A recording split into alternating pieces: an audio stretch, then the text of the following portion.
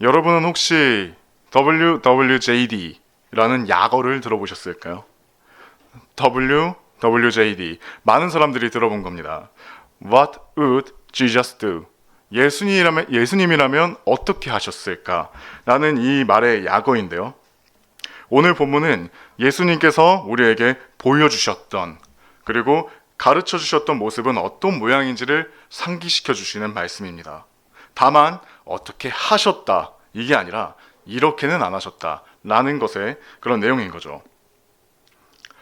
20절은 개인적으로 제가 좋아하는 구절입니다. 그러나 너희는 그리스도를 그렇게 배우지 아니하였노라. 나 자신을 정신 차리게 하는데 짧지만 아주 강력한 한 방으로 제가 많이 상심할 때나 아니면 분노로 좀 채워지려고 할 때 벗어나기 위해서 제가 많이 제 스스로 되뇌이는 구절입니다. 너희는 그리스도를 그렇게 배우지 아니하였노라. 그렇다면 예수님은 어떤 것들을 가르쳐 주셨을까? 라는 역발상으로 오늘은 예수님께서 우리에게 직접 행동으로 본을 보여주시고 말씀으로 가르쳐 주신 그 모습을 통해서 우리의 모습을 빗대어 보고 우리가 어떤 부분에서 떨어져 나갔는지 돌이켜보는 시간을 가져보려 합니다. 오늘 설교의 주제는 우리가 배운 그리스도입니다. 첫 번째로 예수님께서 보이신 본은 겸손과 섬김입니다. 소설이나 드라마, 영화를 보면 소위 말하는 등장씬이라는 게 있는데 이 등장씬은 등장하는 그 인물이 어떤 사람이고 어떤 역할을 앞으로 해올지에 대한 부분을 드러나게 해주는 장치입니다. 마태복음 3장이 그렇게 보기에 좋은 것 같습니다. 마태복음 3장은 예수님께서 처음 등장하시는 장면입니다. 공식적으로. 거기서 예수님께서 침례자 요한에게 침례 받으시는 장면이 나오는데 예수님께서 침례를 받으시려고 할 때 거기서 침례를 주던 침례자 요한이 이렇게 말합니다. 같이 마태복음 3장을 보실까요?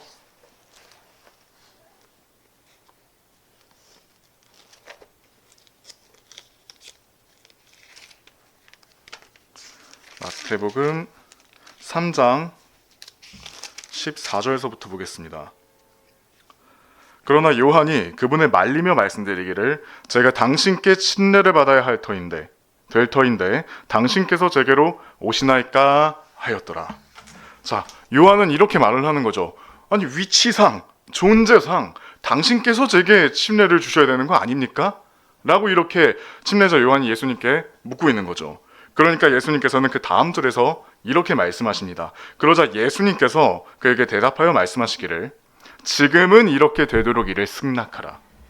이는 우리가 이렇게 하여 모든 의를 성취하는 것이 마땅하기 때문이라 하셨느니라. 그제서야 그가 그분의 요청을 승낙하였더라.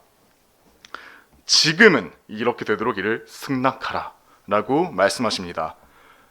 근데 하나님이시니까 오셔서 내가 내 피조물에게 침례를 받는 것은 온당하지 아니하도다 이렇게 말씀하시면서 이스라엘 민족에게 기적을 보여주시고 그렇게 하나님이심을 입증하시고 난 다음에 오라 내가 너희에게 침례를 주겠노라 이렇게 말씀하신다고 해서 누가 뭐라 할 사람이 거기에 얼마나 있었겠습니까? 그럼에도 불구하고 여기서 예수님께서는 침례를 받으십니다. 사람에게. 자, 다음 구절 쭉 보면 16, 17절을 보면 그러자 예수님 곧 그분께서 침례를 받으시고 물속에서부터 곧바로 올라오셨을 때 보라 그리하여 하늘들이 그분께 열렸으며 하나님의 영께서 비둘기같이 내려오시어 자신 위에 내려 앉으시는 것을 그분께서 보셨더라.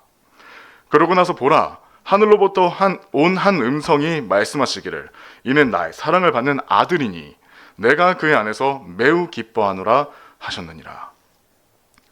요한을 포함해서 거기 있는 사람들은 이 장면을 보고 깜짝 놀랐을 겁니다. 일단 첫 번째로 이분이 하나님의 아들이라는 그 음성을 듣고 첫 번째로 놀랐을 거고 그리고 두 번째로 하나님의 아들이시라는 이 분이 사람에게 침례받았다는 것을 두 번째로 놀랐을 겁니다. 이 등장신을 통해서 하나님께서 예수님을 통해 가장 먼저 보여주시고자 했던 부분은 겸손과 순종이라는 것을 우리는 알 수 있습니다. 빌립보서 2장 6절에서 8절입니다. 그분께서는 하나님의 형체로 계시기에 하나님과 동등하심을 강탈하는 것으로 생각하지 않으셨느니라. 그러나 스스로 이름 없이 되셨으며 자기 위에 종의 형체를 취하셨고 사람들과 같은 모습이 되셨느니라. 그리고 사람과 같은 모양으로 발견되신 그분께서는 스스로 겸손하시어 죽음, 곧 십자가의 죽음에 이르기까지 순종하셨느니라. 예수님은 그러지 않으셔도 되는 분이신데 스스로 겸손하셔서 십자가의 죽음에 이르기까지 하셨습니다. 그렇게 순종하셨습니다. 우리를 섬기시기 위해서, 우리를 위해 사람의 몸을 입고 오셔서 많은 계략과 수모를 당하셨습니다. 그 중에 생각해보면 예수님 입장에선 참 어이가 없으셨겠다 하는 것들이 그 중에 여럿 있는데, 예를 들면 이스라엘 사람들이 그리고 세상 사람들이 자기들 죄를 대신 제거하러 오신 분한테 자신의 창조주에게 막이 들렸다는 소리를 하고 있는 거예요.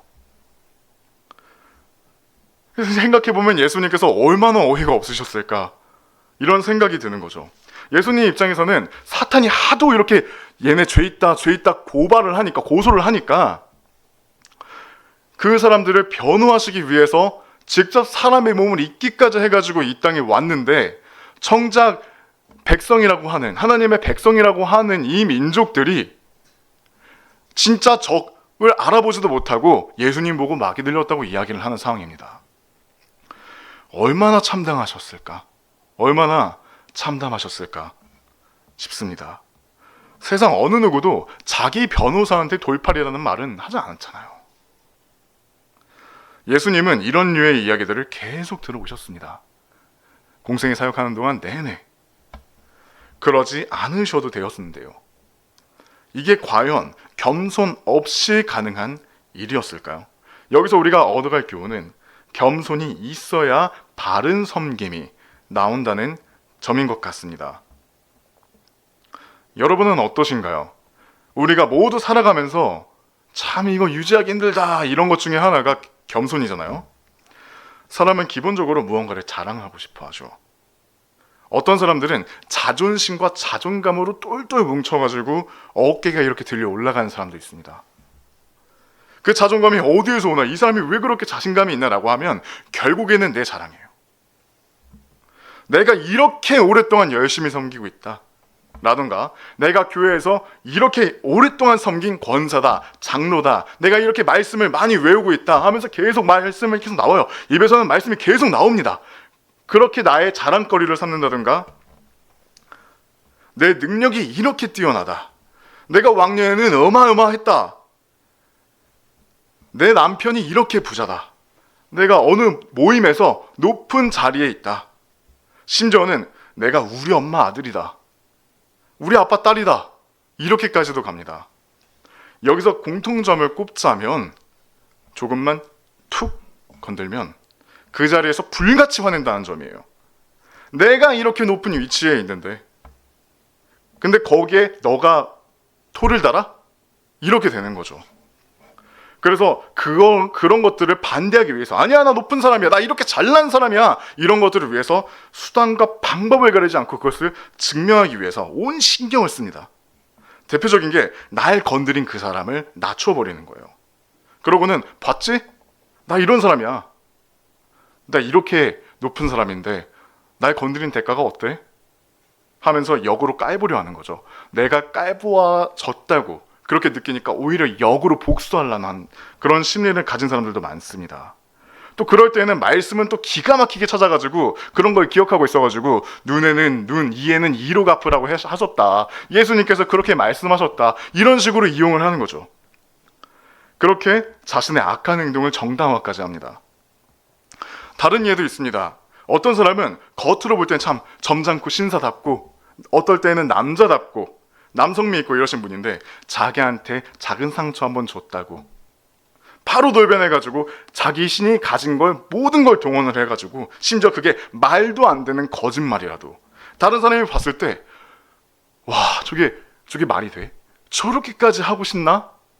할 정도로 다른 사람이 이게 거짓말인 걸 알면 도대체 어쩌라고 저러지? 그런 거짓말이라고 하더라도 그것까지 동원해가지고 짓밟는 사람이 있습니다. 주변 사람들한테 나 이 사람 어떻게 나 깔아 뭉개버릴 거야, 짓밟아 버릴 거야, 이렇게 말을 하는 사람도 있어요. 그게 심지어 그 다른 주변에 소문 퍼뜨리는 사람이 같은 그리스도인이라 하더라도 감히 나한테 상처를 줘? 이러면서 말이에요. 여기서 한번 생각해보면 내가 그럴 수 있는 능력이 있는 사람이라는 생각이 이 기저에 생각이 밑바닥에 깔려있지 않다면 그렇게까지 못합니다. 그렇죠?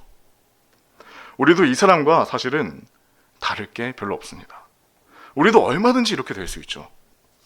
살면서 울컥했던 적 없으셨나요? 내 자존심에 내가 이런 소리까지 들어야 되나? 이런 생각도 해보신 적 있을 겁니다. 아니면 내가 왜 이런 일까지 해야 되지? 했던 적도 있으셨을 거고요.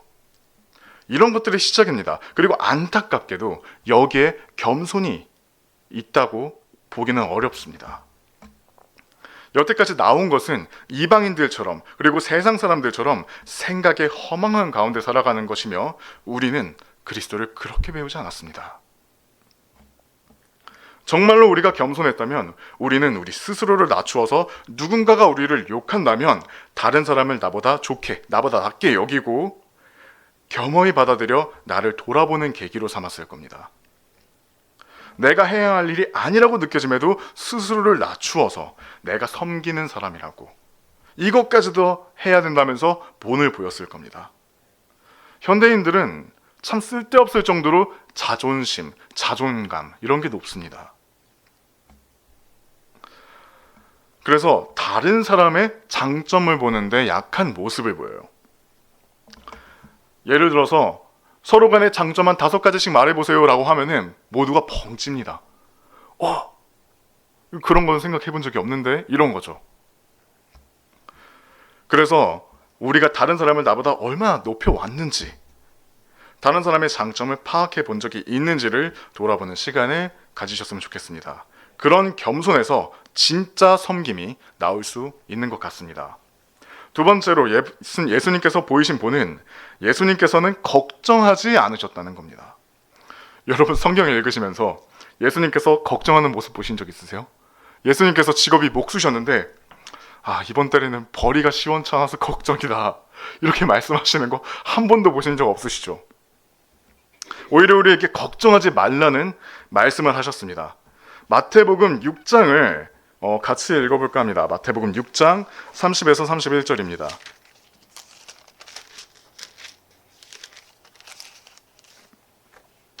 제가 읽겠습니다. 이러한 이유로 오늘 있다가 내일이면 화덕에 던져지는 들풀을 하나님께서 이렇게 입히신다면 오 너희 믿음이 적은 자들아 그분께서 너희를 훨씬 더 잘 입히지 아니하시겠느냐.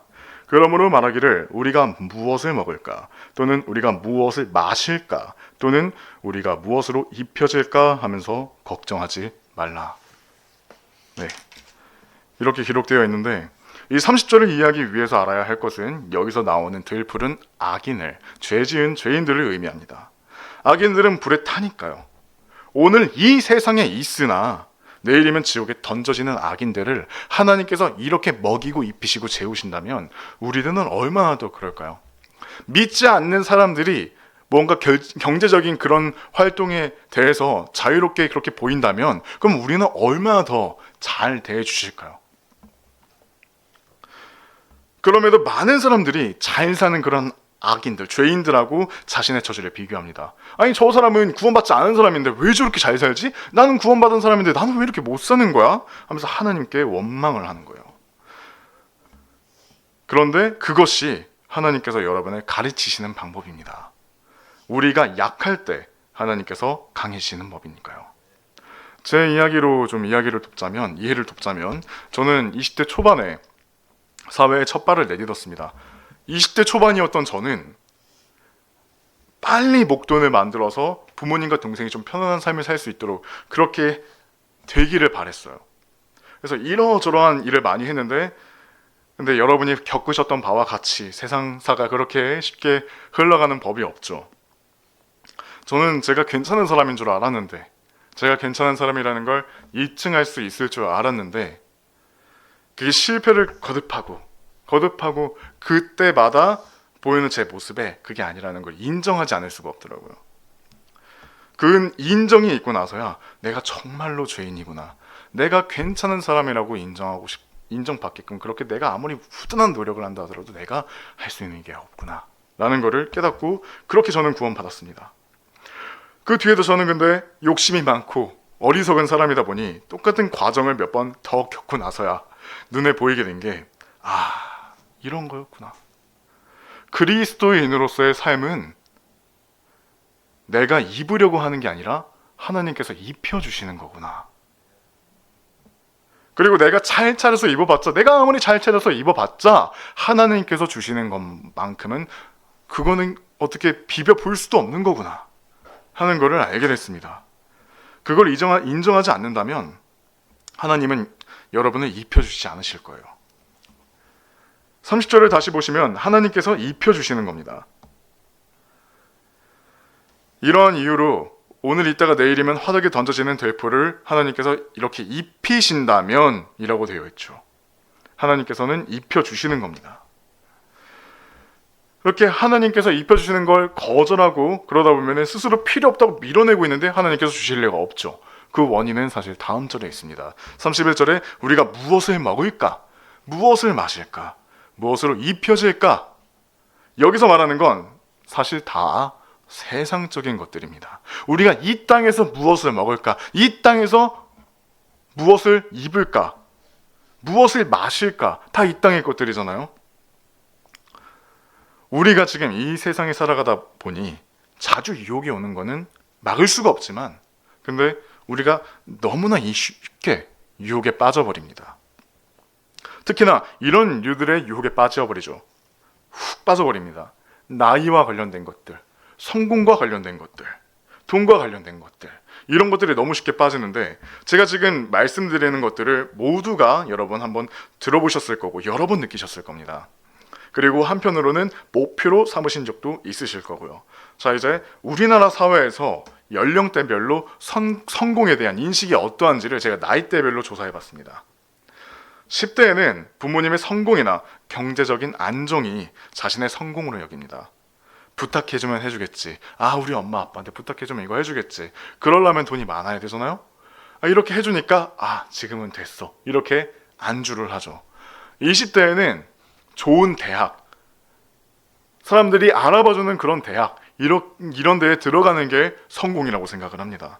그리고 30대에는 안정적이고 사람들이 또 알아봐주는 그런 기업에 들어가는 게 성공의 그런 요소 중에 하나고, 그리고 또한 결혼까지 해가지고 자녀를 꾸리고 있을 것, 이렇게까지 해야 이 사람 성공했다, 혹은 내가 이 정도면은 잘했네, 성공했네, 이 정도를 이렇게 볼 수 있는 기준으로 삼는 거고.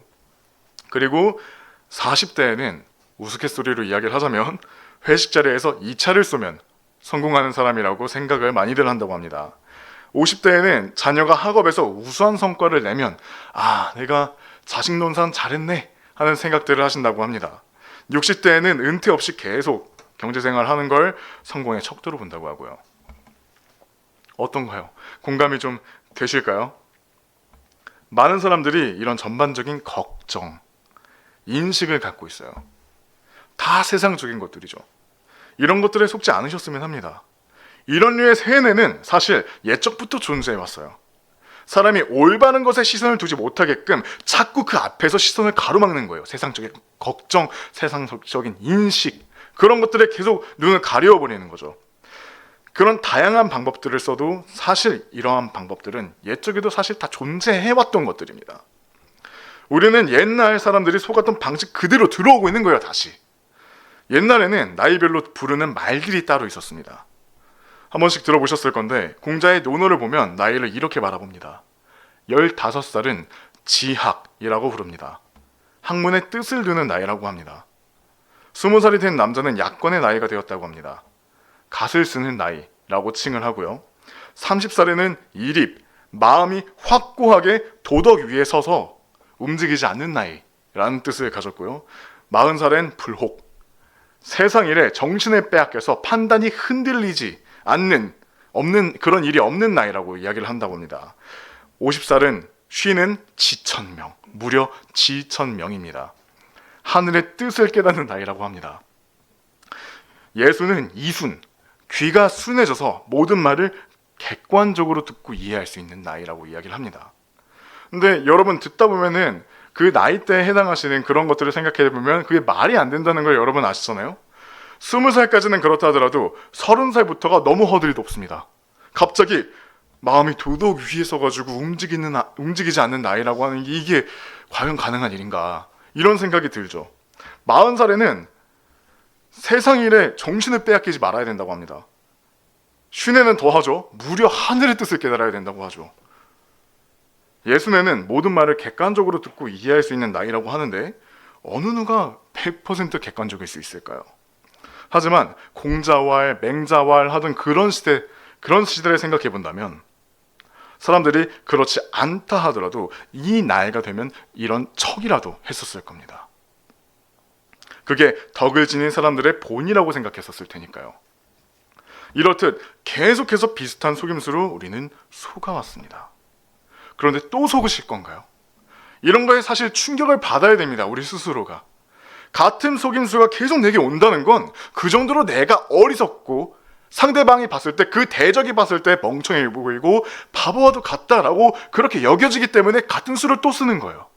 우리가 예를 들어서 가위바위보를 했는데 내가 주먹을 냈는데 상대방이 가위를 냈어요. 근데 이 사람은 가위만 내네? 그럼 내가 주먹만 내도 나는 계속 이기겠다면서 계속 주먹 내길 거 아니에요. 그러면은 뭐가 있는 거예요? 이 사람은 계속 가위만 내면서 지기만 할 사람이다, 이거잖아요. 이게 사실 다를 바가 없는 거죠. 한 번 속으면 속인 사람이 나쁜 사람이지만 2번 속으면 속은 사람이 바보고 3번 속으면 그 속은 사람도 공범이다 라는 말이 있습니다. 혹시라도 여러분은 속는다는 명분으로 그 죄를 즐겨오시지는 않으셨나요? 내가 속는다는 명분으로 세상의 것들을 좀 더 즐길 수 있지 않을까? 좀 그런 타협을 할 수 있지 않을까? 그렇다면 속았으니까 정상 참작이 가능하지 않을까? 라는 생각이 있지는 않으신가요? 내 스스로를 점검하는 시간이 있으시길 바랍니다. 우리는 세상과의 분별이 필요합니다. 이 땅의 것들에 생각을 고정시키지 않고 그 눈과 마음을 들어 하늘의 것들에 고정을 시켜야 하죠. 그렇지 않으면 세상에서 제공하는 것들에서, 그런 걱정들에서 벗어날 수가 없습니다. 왜냐하면 너무나도 강력하잖아요. 우리가 이 땅에서 살아가는데 세상에 나가면은 우리와는 정반대의 삶을 살고 있는 사람들밖에 없어요. 그 사람들이 갖고 있는 그런 인식들, 그런 말들, 그런 습관들, 과연 우리가 물들지 않으리라는 그런 보장이 우리에게 있을까요? 골로새서 3장 2절에서는 이렇게 기록되어 있습니다. 땅에 있는 것들이 아닌 위에 있는 것들에 너희의 애정을 두라. 여기서 애정을 두라라고 하는 이 표현은 영어로는 set your affection이라고 되어 있습니다. set, 고정시키는 거예요. 내 애정을 하늘에 두어라. 거기서 움직이지 말아야 하는 거예요. 언제는 하늘에 있고 언제는 땅에 있고가 아니라, 타협을 보는 것이 아니라 어떤 부분에서는 이렇게 하고 이런 부분에서는 이렇게 하고가 아니라 모든 일에, 모든 것들, 나의 애정이란 단 하나의 것들도 하늘 위에 있는 것들에 고정시켜서 있는 것. 하나님께서는 그런 것들을 원하시는 거죠. 이 세상에서 성공한 사람이자 성공한 그리스도인은 안타깝게도 될 수가 없습니다.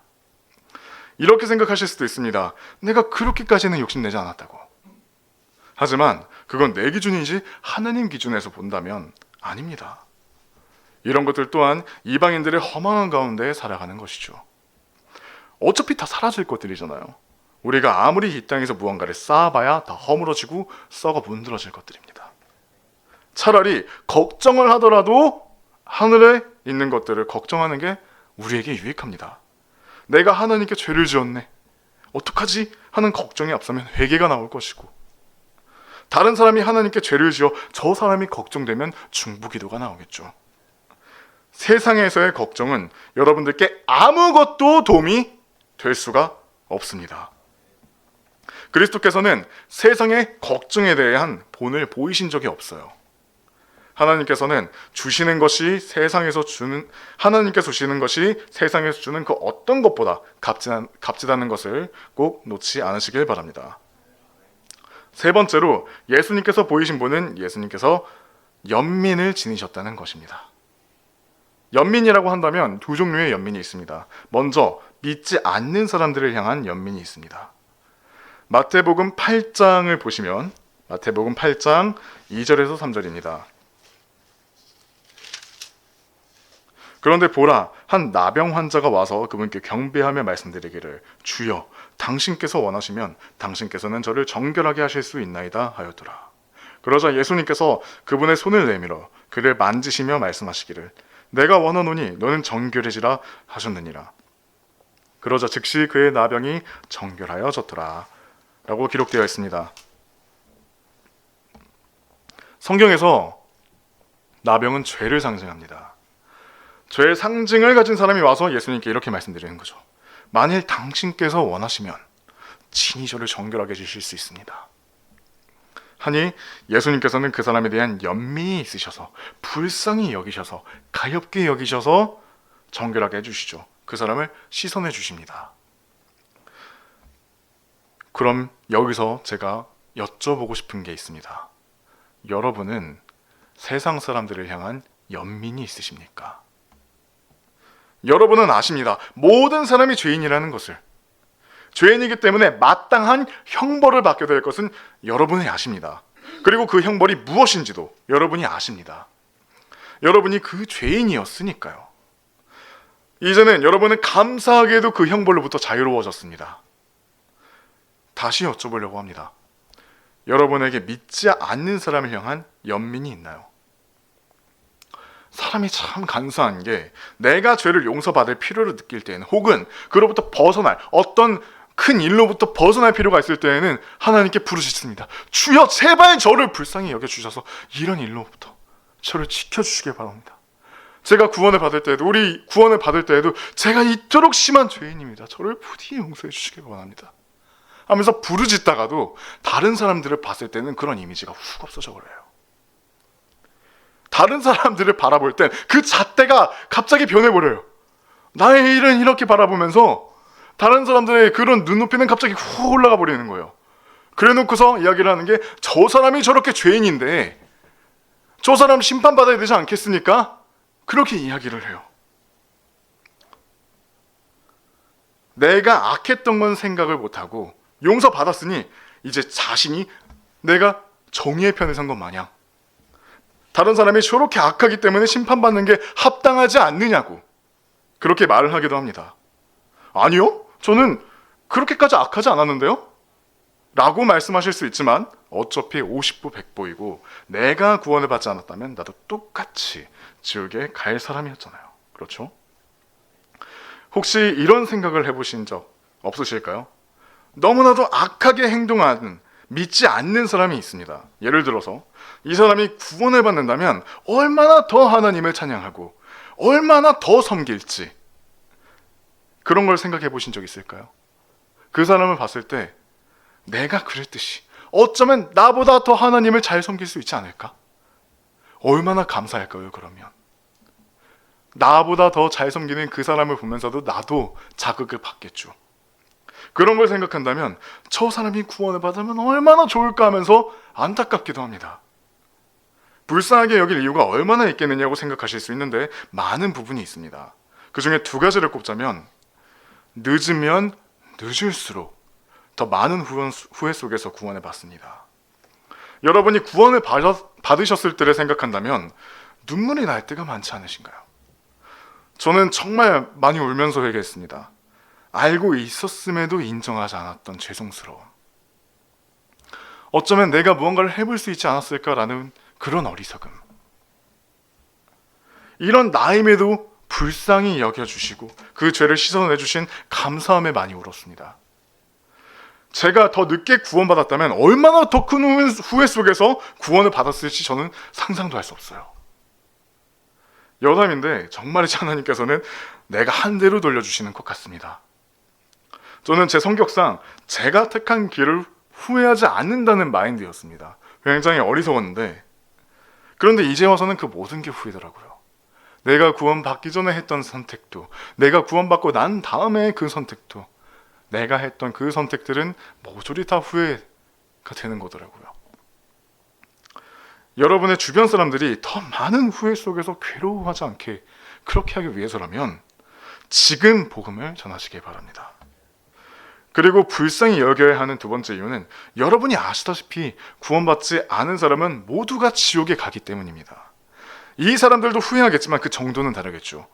말로는 다 설명이 안 되는 그런 수많은 고통을 동반한 채 영원히 후회 속에서 살아가겠죠. 이제 여러분 그 근처에 있는 믿지 않는 사람들을 생각해 보세요. 그 괜찮은 사람들, 사람 좋고 남을 잘 챙기고 그래도 자기 딴에는 다른 믿지 않는 사람들, 악해 보이는 그런 사람들과는 그래도 내 자신은 분별하겠다, 하나님은 없지만 그렇게 분별이라도 하겠다라고 말씀하던 그런 사람들, 그렇게 진짜로 그런 모습을 보여주던 그런 사람들, 타인을 존중할 줄 알고 마치 법이 없다 하더라도 잘 살아갈 것 같던 그런 사람들, 그 사람들 결국에는 지옥불에서, 그 지옥불에선 예전에 그 온화하던 표정은 사라지고 그게 다 일그러지고 그 사람에게서 한 번도 들어본 적이 없는 욕설과 원망이 나오게 될 겁니다.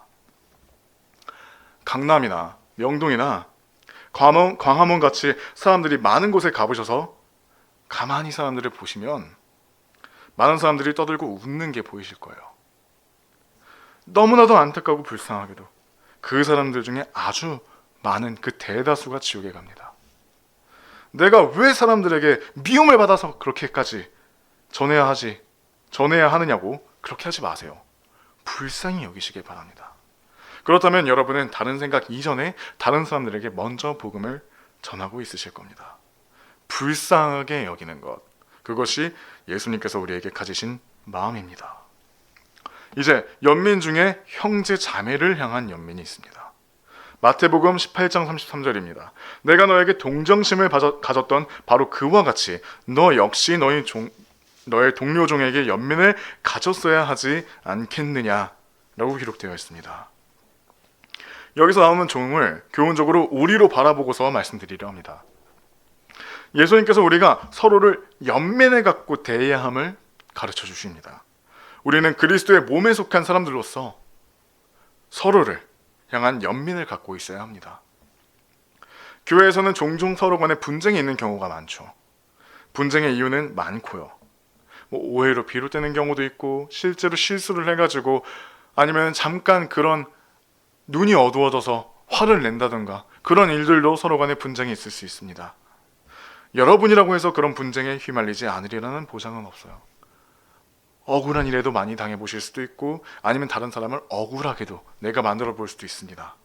그러니 그런 상황을 생각해 두고서라도 우리가 미리 마음에 생겨야 하는 것은 다른 형제나 자매를 미리 대적하는 일이 생기면 그것은 하나님을 대적하는 것과도 다름이 없다는 겁니다.